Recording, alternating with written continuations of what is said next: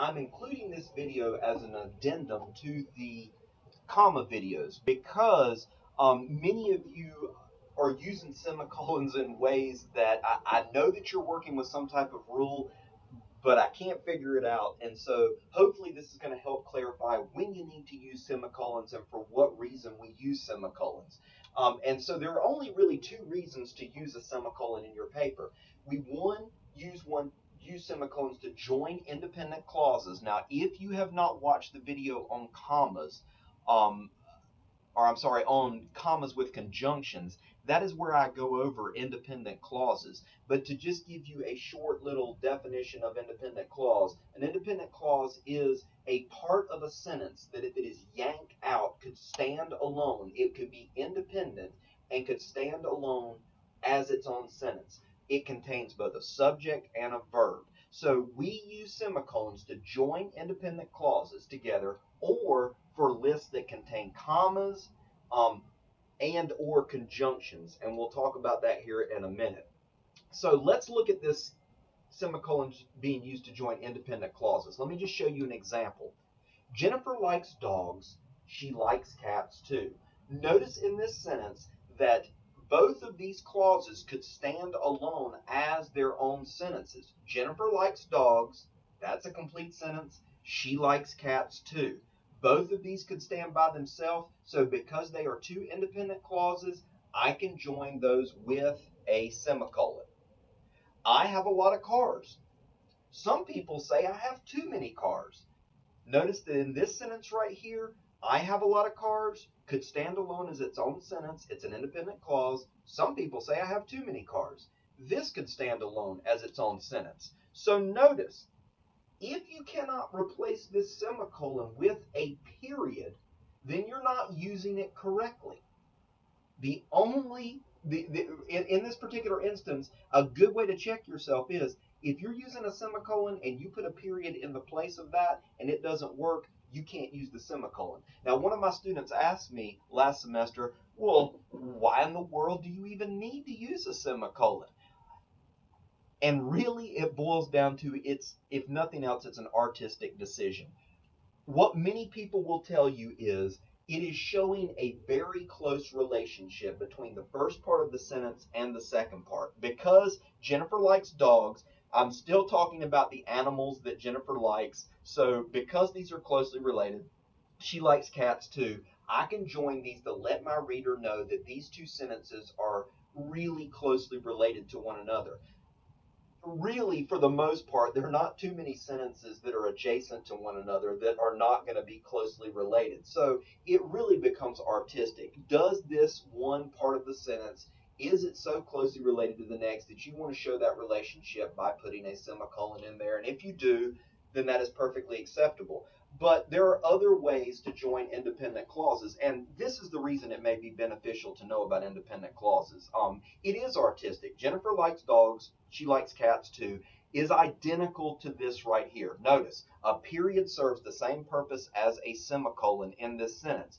But as we learned in that commas with conjunctions video, I can also join independent clauses with a comma and a conjunction. And notice, there is no difference between a semicolon, a period, and a comma and a conjunction. They both join these independent clauses nicely. So when should you use one over the other?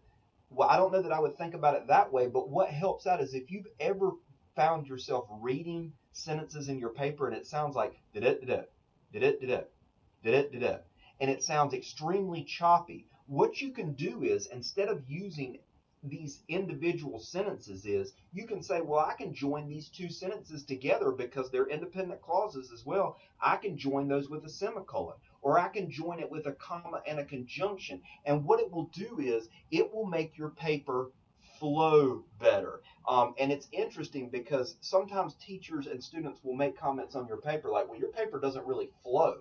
And we don't really know what we mean by that. But sometimes what we mean is it sounds stilted. You have too many short sentences and it just reads choppy. How do you get rid of choppy? Join them together with a semicolon, join them together with a comma and a conjunction. So hopefully that helps you not only understand how to use a semicolon, but also make your sentences less choppy. The other reason that we use semicolons is with lists. You use them with lists when commas alone don't make sense. And let me just show you an example. You're about to buy a shirt from your school's club. Okay, now let me just go ahead and give you your choices. You can buy a red, white, and blue, purple, orange, blue, and green, red, and green, or brown, blue, and green shirt. Which one do you want? So you might say, well, I want a red, white, and blue. I'm sorry, that's not an option for you. The problem is we don't know where these shirt colors begin and end. So let me help you out here a little bit. Let me put you some commas in there. Notice it's still really confusing because I don't know whether red, white, and blue is an option, or is red an option and white an option, and it's very, very confusing. So notice we can use semicolons to clarify this. Do you want a red shirt? Do you want a white and blue shirt? Do you want a purple shirt? Basically, the semicolon serves the exact same purpose as a bullet point. They help to make sense of lists that otherwise would not make any sense if I just simply plug commas into there. And actually, there should be a comma right there as well. Left that out. But I know what my options are. So why not just use bullet points then instead of using semicolons? Well, sometimes bullet points work, but the problem is bullet points take up a lot of real estate. If you're about to post something into the paper in the classified section and you're paying per space for the classified section, notice that with bullet points, you're paying for 1, 2, 3, 4, 5, 6, 7, 8, 9, 10, 11, 12, 13, 34, all the way over to this side of the page before you start with your next bullet and you work over to here. You're paying for all these extra spaces. Whereas with this right here, you can get it all onto 3 lines. This one right here is taking up a lot more lines, and if you're paying per space, as you do for papers, you're paying for a whole lot. The other reason is maybe you don't want to highlight this information. If you're making a flyer for your school and you're trying to point out to people, hey, we're about to sell this cool looking t-shirt, maybe you want to highlight the design on the t-shirt as opposed to the color choices that you're going to offer people.